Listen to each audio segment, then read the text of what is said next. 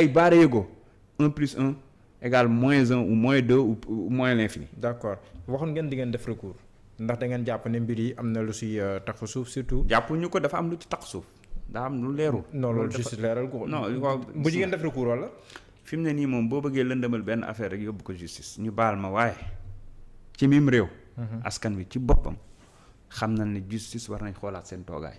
rawatina nag ña leen di waxal ña leen jiitu muy procureur ba ak ña ca des war nañ xoolaat seen toogaay bu baax a baax a baax man de wax dëgg yàlla daf ma métti ba ci kanamu yàlla. parce que ñoo xamante ne nii ba ñuy jàng Macky Sall fekkewu ko ba ñu am li ñu am yàlla teral leen ñu bokk ci ay magistrat jaar fi ñu war a jaar kenn fekkewu ko tey wala administration territoriale wala ñoo ñëpp fa ñuy jaar seen waajur toppatoo leen ñoom ñu war a mën a nekk ay président comme Macky Sall ñi accepté ñu leen di defloo yenn yi man personnellement daf may métti moo tax ma ne ñëpp xam na ne élection yi jaarul yoon.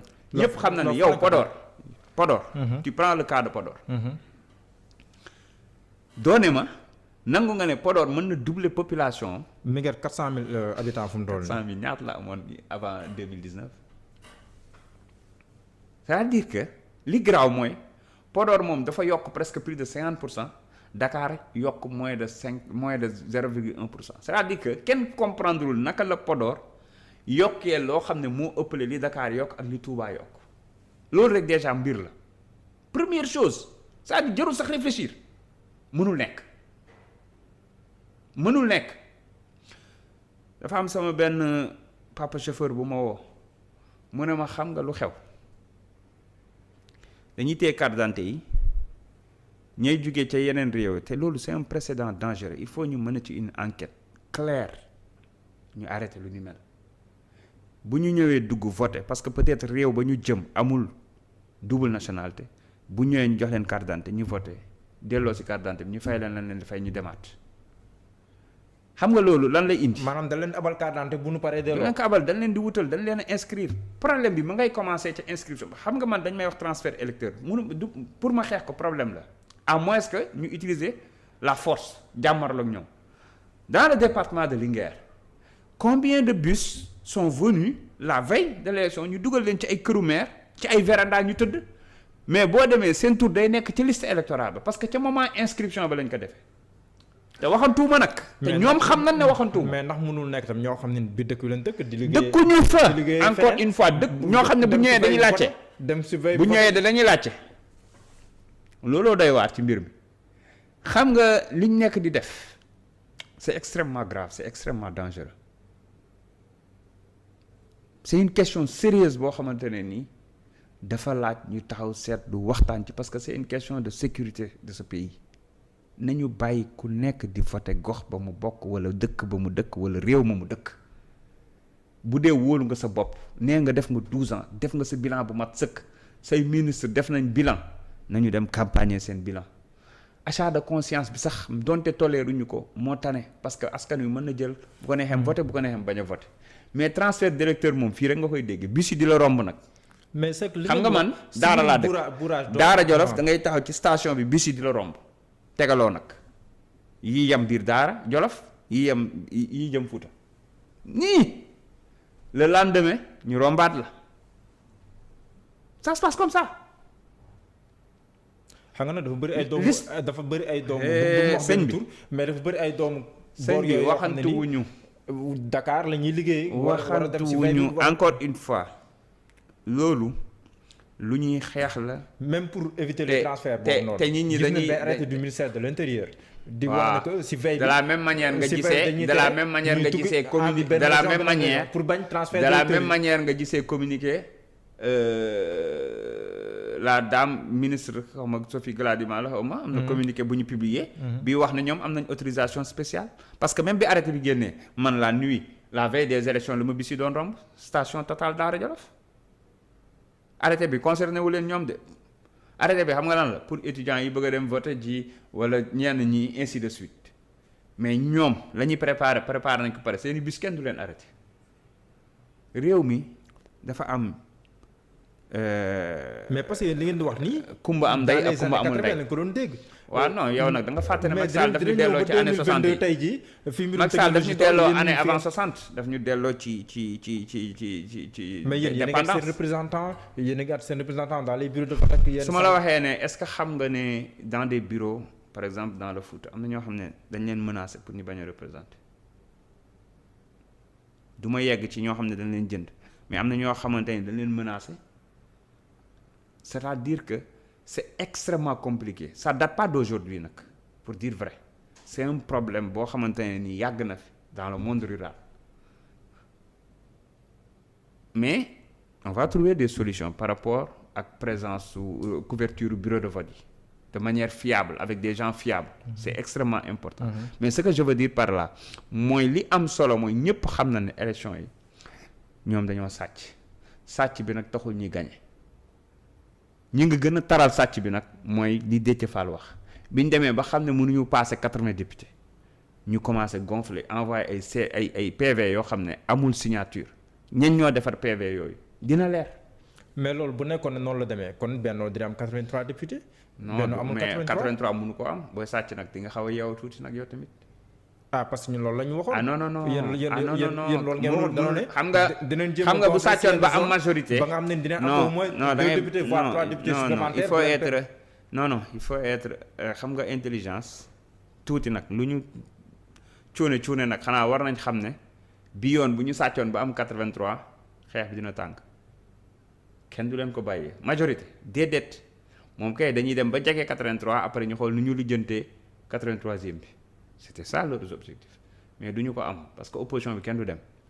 mais yéen a ngi yeewu yéen a ngi wàllu dafa mel ni vous ne parlez pas le même langage yéen a ngi wax mbirum recours ak nangam mais waa wàllu gisuñu la ñoom si. yeewee ak wàllu ñooy xàccandoo di dóorandoo. en ce moment ba plus tard que y a 3 jours rek ñu ngi woon réunion. te am na lu ñuy waajal fan yii nii yeewee ak wàllu moom instant yi wax fa dëgg yàlla ku ciy wax ci loo xam.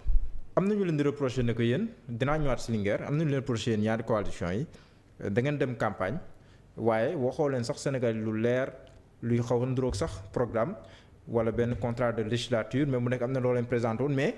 déet bul ne am na loo leen présenté woon. mais Sénégal déglul. kii il faut non déet du ma la bàyyi nga jàll. bul ne am na loo leen lan lañ présenté woon. non dinaa la bàyyi nga lan la ñu présenté woon alors naa si bàyyi nga tontu mais sénégalais am ñu takk bu wóor si boo leen demee assemblée li ngeen nar a def si assemblée nationale ñeen leen ñoom. dafa leer nañ dama la koy jox nga liiral ko sénégalais yi su la neexee. donc bu 66 points la. 38 yëpp. Ça parle de la gouvernance, des institutions, de tout ce qu'on doit corriger dans ce pays. Il y a 18 qui parlent actuellement de l'économie, de la vie chère, de lépp lu ñu war a def ci côté finance, ainsi de suite. C'est tellement limpide et clair ci suñu bopp liggéey bu sérieux boo xam ne ay kàngam ñoo ko liggéey. Programme la dafa dépasser sax ay mandat ay contrat de législature ak yooyu programme de gouvernance la. En réalité bu leer nañ ñu génne ko publier ko ñëpp gis ko ñun bañ dalee ñëw ba léegi xam nañ ne ñun waxuma la ay livres yu ñuy produire mais programme dañ ko mës a teg ci table ji bennoo kay nga war a laaj la mooy seen programme gisoo ci fooy buñ bind 10 points sax gisoo ko seen programme mooy jox leen Macky majorité ñeme wuñu woon sax campagne seen ay turu député ñoom même ña ma doon jàkkaarloo ak Jolof ñeme wuñoo campagne en tant que député non mu jox leen Macky majorité confortable mu mën a am 3e mandat éviter leen cohabitation day bloqué réew loolu moo ne woon seen thème de campagne ak bu dee ca Jolof Macky Sall mooy seen mbokk Sonko rebelle la loolu moo ne woon seen ay thème de campagne ñooñu la ñu war a laaj parce que amul lu ñu campagne wala ñiy dem di génne ay bilan terre stade et cetera. On parle de législature encore une fois parce que ñoom nag seen bilan dafa yomb. Faux billet, faux passeport, faux commission d'enquête wala fausse commission d'enquête. Saagante xaste. mais tuuma yi moom vote mécanique. non li may wax du ay tuuma. ñoom ñoo ko def ñoo tulli nit tama comme ni ñu koy waxee. man dama inventé. mais non bu nekkee par exemple xiiroo ak ngaa yow gis nañ ko sa leader. xiiroon na déedéet sama leader day dañ koo saaga. attaqué ko.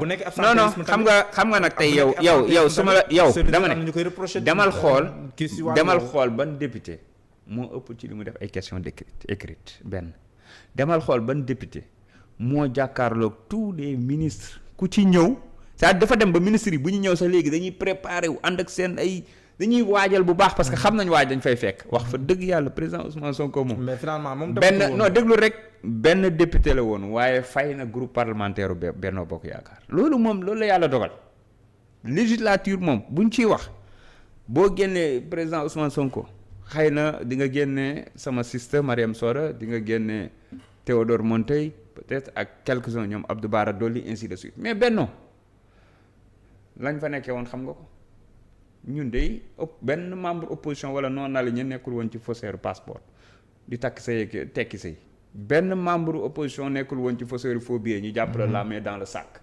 benn membre opposition bokkul ci ñi doon jéem a ragal deru Mamour Diallo benn membre opposition bokkul ci loolu commission information inondation ñu wax la nga def commission d'enquête ngay def commission d'information xam nga encore une fois mënuñu woon a campagne. d'accord léegi bu ñu avancé tuuti Daara Jolof Linguère am na nu jàpp ne mooy sax réalité bi def nga fa progrès yu am solo diggante local yi ak législative yi nga xam te nii moom xawoon na sax seere sa diggante ak Aly Ngouille Ndiaye mu mel ni yaa ngi gën a taloon ne grand bi. waaw non grand bi dama bëgg mu noppalu ji rek dama bëgg. parce que man bi ma gisee El Malick Linguère di sóoru ku mel ni Aly Ngouille Ndiaye dama ne waaw mais El Malick dëgër na fi de mais. non sóoruwuma Aly Ngouille. Benno Bokk Yaakaar laa sóoru. peut-être Aly Ngouille mooy tombé mu nekk candidat bi. mais man dama gëm Jolof dama choisir dem ci liste départementale ñëpp jàpp ne c'est que bu dul Aly Ngouille Jolof ci boppam moo metti xam nga le département de Linguère c'est combien de communes. C'est comme Dakar et Bignona, c'est 19 communes. 19 700 et quelques mètres carrés. 2 communes villes, 17 communes rurales. 0 tali ci commune rurale. Bu weesoo route nationale bi traversé le Jolof jeex na c'est des pistes mu difficile mais processus la liggéey bu ñu doon def la depuis bi ñu implanté Pastef dans le département. ñu continuer ci local yi ñëw ñu sóobu avec la coalition Yewwi liggéey commencé def ay résultats ci local yi ba commencé fa gagner commune ci conseil départemental bi